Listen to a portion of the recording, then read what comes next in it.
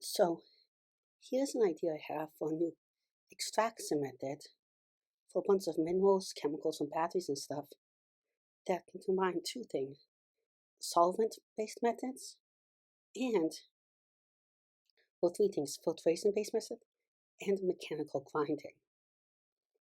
So, one method to extract chemicals from minerals and a bunch of other things is that we grind them up from bigger particles to tiny little particles.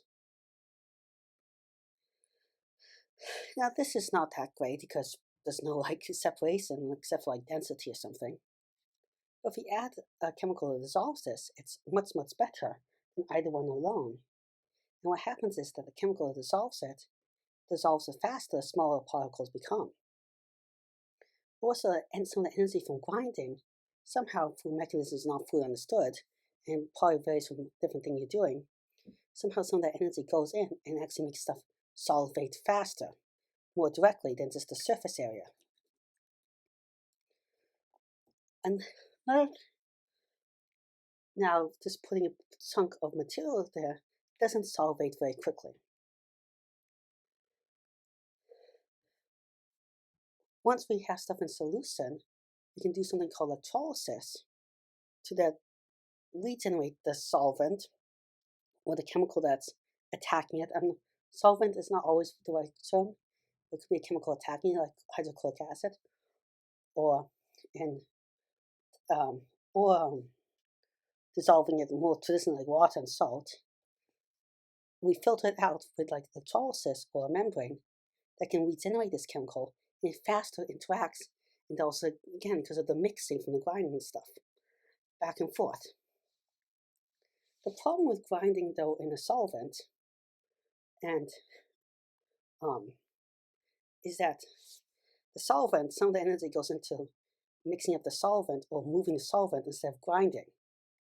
Now, some of that's okay because it helps move stuff more fast through the solvent. Another problem is that if you add liquid and stuff and turn it on and off, that's steps you waste energy turning on and off, and with the liquid and everything. So, and if you keep the liquid in there, well, it's you're not refussing the liquid, continuously making liquid more and more concentrated and have less of the dissolved stuff in it. It solidizes stuff less fast. It may help the grinding less fast. So you want to extract stuff out of the liquid as fast as possible while not disrupting the system. So here's kind of my design to do that. And that is, we have liquid in a container that looks kind of like a flask, but it has it's like a round or sphere with a long tube neck and a little hole opening. In here, currents are produced that go in like two circular currents or looped currents that pull in water into the middle or out and go around the edges and then back up and down the middle or up the middle in either direction. Now, some of the water that's in the spherical region. Some of the water may be pressed up, and you might see that up, but they're going to make a little cone when it's coming out from the side edges.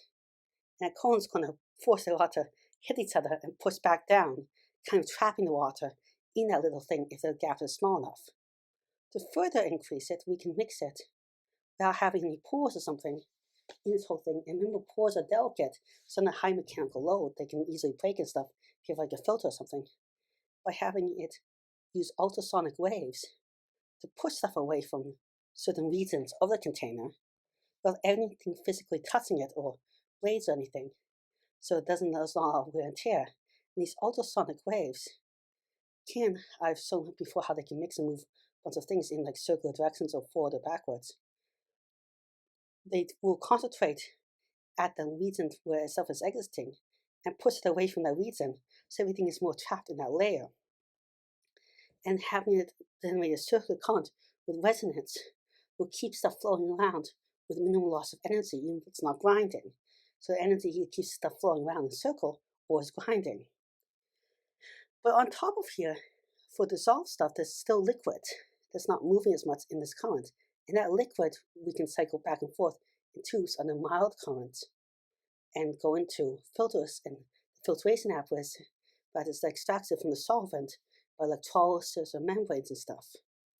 Now, developing better membranes to extract more minerals and chemicals from the same material make it even better, because then we can keep the cycle cycling longer, so we can extract, so we can keep it, extracting stuff longer for more chemicals. Also, we can dissolve stuff faster because we regenerate more chemicals if something has a lithium and sodium, and we only regenerate the lithium. Well, then the whole thing doesn't. Sodium stays in the container more and will contaminate and build up. So it becomes worthwhile extracting everything. So that's kind of the basic idea I have.